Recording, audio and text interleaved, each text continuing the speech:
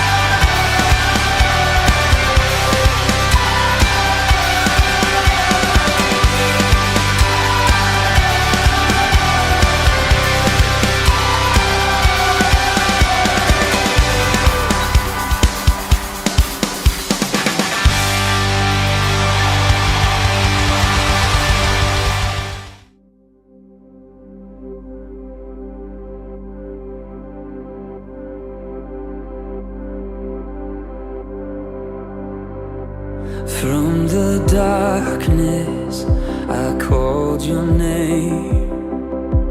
Into darkness your mercy came. You called me out, lifted me up. How great is your love. You bore my weakness, you took my shame, buried my burdens in fields of grace. You called me out, lifted me up. How great is your love? From the heights of heaven, you stepped down to earth. Innocent perfection, you gave your life for us, and we are amazed. We stand in awe, for we have been changed by the power of the cross. How great, how great, how great is your love? How great, how great, how great is your love? How great, how great, how great is your love for us? In your kindness, you lead me home. In your presence, where I belong. You called me out, lifted me up. How great is your love? From the heights of heaven, you stepped down to earth. Innocent perfection, gave your life for us, and we are amazed. We stand in awe, for we have been changed by the power of the cross. How great, how great, how great is your love? How great, how great, how great is your love? How great, how great, how great is your love for us? How great is your love for us?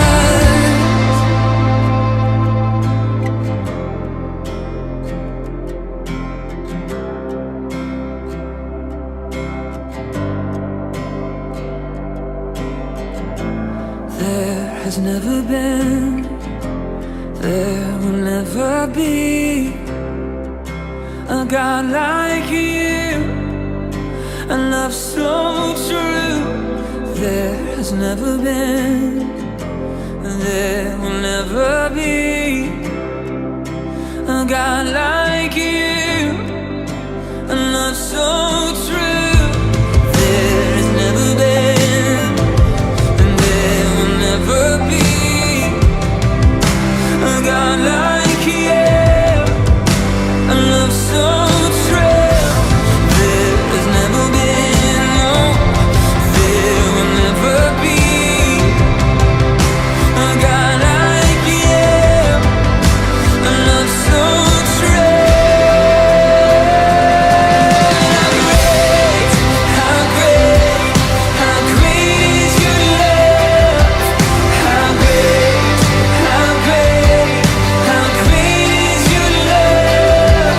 How great, how great, how great is your love for us? And how great, how great, how great is your love? How great, how great, how great is your love? How great, how great, how great is your love for us? How great is your love for us?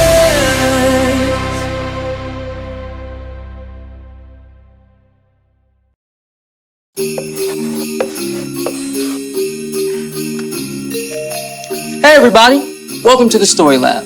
This week we're talking about Christmas while we take a look at the story of some guys who spent more than a year celebrating Christmas.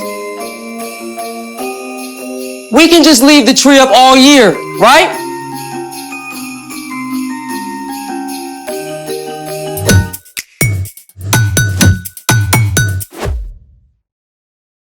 Hey, I'm Carter. And I'm Zeke. We're talking about Christmas, which is celebrating Jesus, God's greatest gift. Gotta be honest, I don't really feel like celebrating. Yeah, it's that weird week between Christmas and New Year's Day. I think we should call it Christmas limbo. Or Twixmas. In Norway, the week between Christmas and New Year's Day is known as Romjul, a peaceful time undisturbed by the outside world. I could use some of that. Oh, it's like that, what's the word? Hygge? Hygge is a Danish word suggesting coziness, comfort, and contentment. This is better. Smells like gingerbread. I don't know. I still feel like I need some direction. Then I've got the perfect project for you. Well, why didn't you say so? Let's make it. So, what are we making? Something to give you direction. A compass. Whoa. Like the kind you take out in the trackless wilderness to find your way home? This one isn't very portable, but it will point north.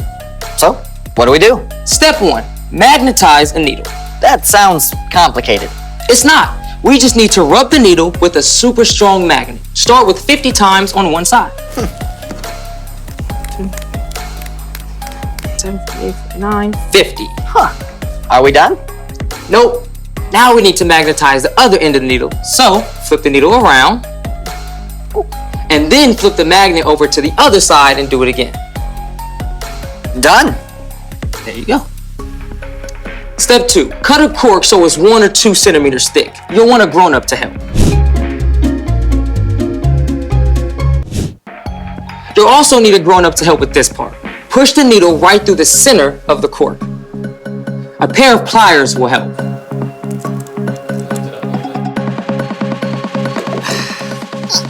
What's next? Actually, this is it. That's the whole compass. Yep, we just need a big bowl of water. Final step, drop your compass in the water and watch it find north. Wait, how will we know if it's actually pointing north? Like this. Oh, a compass. You're gonna guess where north is without looking. What? I never pay attention to where the sun rises or how to get anywhere. Ready, set, northward. North is that way. Okay. Due to the centrifugal force of the velocity of the light refracting on the walls, it's that way. Nope, it's that way. That's crazy. How does it know where to point? A compass works because the Earth is actually a giant magnet. The magnetized compass needle lines up with the Earth's lines of magnetic force. You know, my dad still gets us lost with GPS. Can you imagine making a long trip with just a compass? Speaking of long trips, it's time for The story before the story. Today, we're in the first book of the New Testament, Matthew. God had a plan to bless the whole world through one family, the Israelites. But God's people kept turning away. At last, they were attacked by foreign nations. Even in this time of trouble, God spoke through prophets and promised to send a rescuer. Then, after hundreds of years, God sent an angel to an ordinary girl named Mary. Mary gave birth to God's son, Jesus, just as God had promised. And that's where our story starts. Take it away. Hey everyone, I'm Erica. So far, God had used prophets and angels to spread the word about Jesus. But the God of all creation can use anything to send a message. And this time, God placed a special star in the sky. Far to the east of Bethlehem, some wise scholars spotted the brand new star. What star is that? I don't recognize it. Because it's off the charts. What about the ancient Hebrew scrolls? We don't know exactly how these wise men knew about the star, but they probably knew of Daniel, who had served as an advisor in Babylon hundreds of years before. They may have had copies of ancient Hebrew scrolls. A star will come from among the people of Jacob. A king will rise up out of Israel. According to Daniel, the time is right. It's party time! Gotta go see the new king! Here's the thing. These wise men may have lived more than 500 miles away from Bethlehem. But they packed up special gifts and set out on a long, long journey across the desert to see the brand new king. It would have taken them many months. Are we there yet? I spy a city ahead. It's Jerusalem. We can't be far off. Now, you can imagine, when these wise men entered Jerusalem with their fine robes and big questions, they caused quite a stir. Where is the child who has been born to the King of the Jews? We saw his star when it rose. Now we've come to worship him and party it up. This news traveled at hyperspeed to the palace where King Herod lived. Herod had been put in place by the ruling Romans, and he liked to think of himself as big stuff. He was not happy about the news of a new king. Where is this king, this Messiah, supposed to be born? Bethlehem? How do you know this? Well, the prophet Micah writes, "But you, Bethlehem, in the land of Judah, are certainly not the least important among the towns of Judah. A ruler will come out of you. He will rule my people Israel like a shepherd." A ruler? Huh. Oh, really? Well, let's get these, wise men in here. The wise men were brought to stand before Herod. At what precise moment did this star appear? At the perfect moment in time. Just as it was foretold. Yeah, you want to come and party with us? Go to Bethlehem and search carefully for the child. As soon as you find him, you report him to me. Then I can go and, worship him. Bethlehem was only about 5 miles from Jerusalem. The wise men must have been so thrilled to be so close. They were filled with joy when they saw the star again. There it is. This must be the place. Party time. The wise men probably didn't expect to find a king in an ordinary small town, but they were overjoyed to see Jesus, who was now a toddler. They bowed low to worship him. Please accept these gifts. I've brought gold. My gift is frankincense. I brought myrrh. Don't try to spell it. These are gifts for a king. Exactly. These wise, important scholars didn't hesitate to give their worship and the best that they had to celebrate Jesus. That night, God warned them in a dream not to return to Herod. Whew! So, they went home by a different road. The end. What an epic road trip. Yeah, especially since they didn't know for sure what they would find when they got there. Exactly. It was an adventure into the unknown. So what's our part in the story? Well, celebrating Jesus isn't something for just one day or 1 month out of the year. After all, there are so many things wrapped up in God's amazing gift. Because of Jesus, we can have hope, knowing God is faithful. And we can have peace because God showed us there's a plan. And we can have joy knowing God's love is for everyone. When you choose to remember God's gift and stay connected to Jesus all year long, you begin to live out these things in your life. It becomes easier to show love to God and to others. I mean, who says we can't have a little Christmas with our spring break? Or summer vacation. That's right! We can choose to celebrate Jesus all year long. See you next time! So, here's the thing. Celebrate Jesus all year long. He can give you the best direction. Do you think the wise men had a compass as well as a star? Nope, not invented yet. Yeah, this would have been kind of difficult to pack on camelback. Thanks for joining us in the Story Lab. See you next time. Compass, point us to more Rumule snacks. I think it's still pointing north.